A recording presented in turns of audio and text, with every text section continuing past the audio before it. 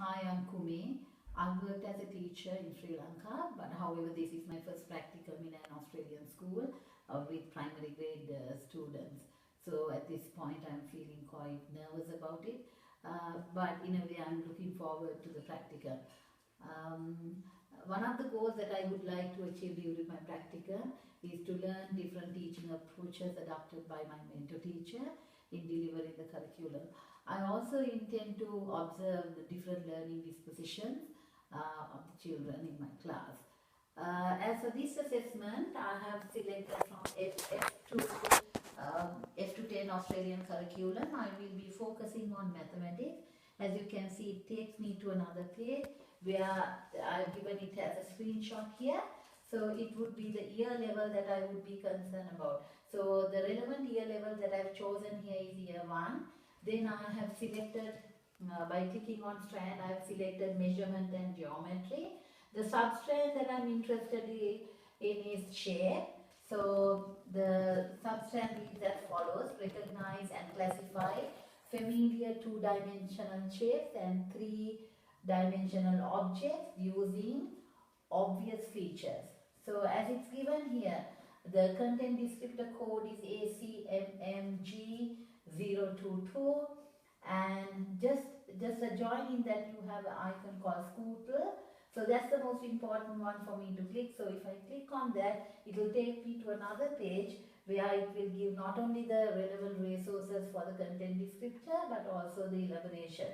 So there's one elaboration that's given here. It's focusing on geometric features and describing shapes and objects using everyday words such as corners, edges and faces. Apart from the elaboration that's given here, I have given already two elaborations in my write-up. So going back to the resources that I've selected. So actually I've selected two learning resources that tallies with the content descriptor that's given, and I've shown here in terms of a screenshot. So the first one is a video. Actually it's a video depicting an animated character called Zigbee, who's trying to demonstrate to the children how to draw certain shapes.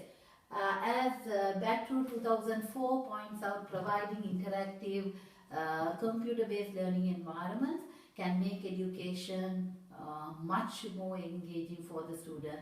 I'm sure by using this type of video, I would be able to capture the children's attention on the topic. And the next one that I selected is called Shapes Overlays. Actually, it's a very interactive lesson where the children will be encouraged to use the whiteboard and make shapes. From the given shape, they will be creating other shapes. So it's going to be a very sort of a rewarding experience for the children. And at the same time, while the children are engaging in the activity, I would be able to scaffold their understanding on the certain features of the shapes while the activity is on. So this sort of activity, I personally think, and also as Siraj 2008 points out, promotes not only collaboration among the children but also problem solving skills and joint attention skills as well.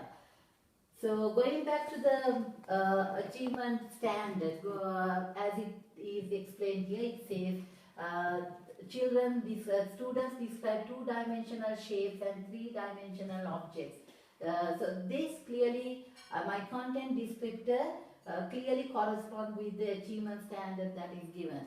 So so that is, it will clearly correspond with the content descriptor as it's given here. And I really intend that this is going to be a rewarding experience for the children. Thank you. These are the two alternative elaborations that I've come up with. Elaboration 1 is focusing on geometric features and describing 2D and 3D shapes and objects in the natural and the built environment. The second elaboration is visualizing and creating shapes, focusing on the obvious features.